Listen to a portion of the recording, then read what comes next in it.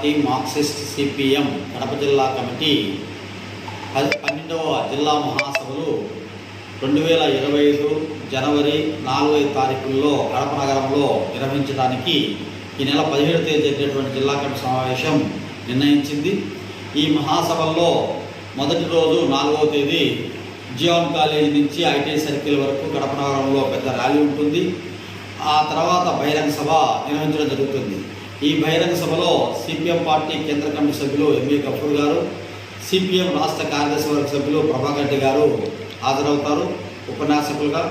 అలాగే జిల్లాలో ఉన్నటువంటి 36 మండలాల నుంచి సిపిఎం పార్టీ సభ్యులు, అభిమానులు, శ్రేయోభిలాషులు, అదే వివిధ కార్మిక, విద్యార్థి, యువజన, ఉపాధ్యాయ, అలాగే వ్యవసాయ కార్మిక, రైతు సంఘాలకు సంబంధించినటువంటి కార్యకర్తలందరూ పాల్గొంటారు ఈ బహిరంగ సభలో. ఈ బహిరంగ సభ అయిన తర్వాత రెండో రోజు 5వ తేదీన జిల్లా మహాసభ ప్రతినిధుల సభ జరుగుతుంది. ఈ సభలో జిల్లా సమగ్రాభివృద్ధిపైన పెద్ద ఎత్తున చర్చలు జరుగుతాయి, ప్రాంతాల వారీగా, రంగాల వారీగా. ఆ చర్చల్లో ఈ జిల్లా భవిష్యత్తు 3 సంవత్సరాలు చేయాల్సినటువంటి ప్రజా సమస్యలపైన ఉద్యమాల పోరాటాలు రూపకల్పన చేసి ప్రణాళికాబద్ధంగా ఉద్యమాల పోరాటాలు నిర్వహించడం జరుగుతుంది.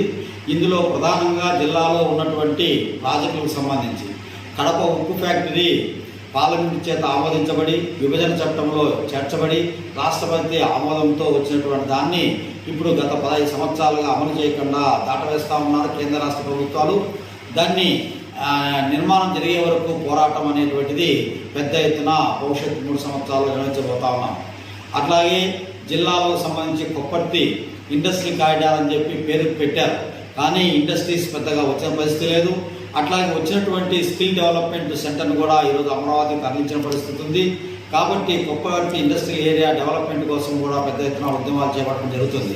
అట్లాగే కడప నగరంలో ఇండస్ట్రియల్ ఏరియా అనేటువంటిది ఉంది ఒకటి చాలా కాలం నుంచి. అందులో 100% పరిశ్రమలన్నీ కూడా చిన్న మధ్యతరహా పరిశ్రమలన్నీ మూతపడ్డాయి.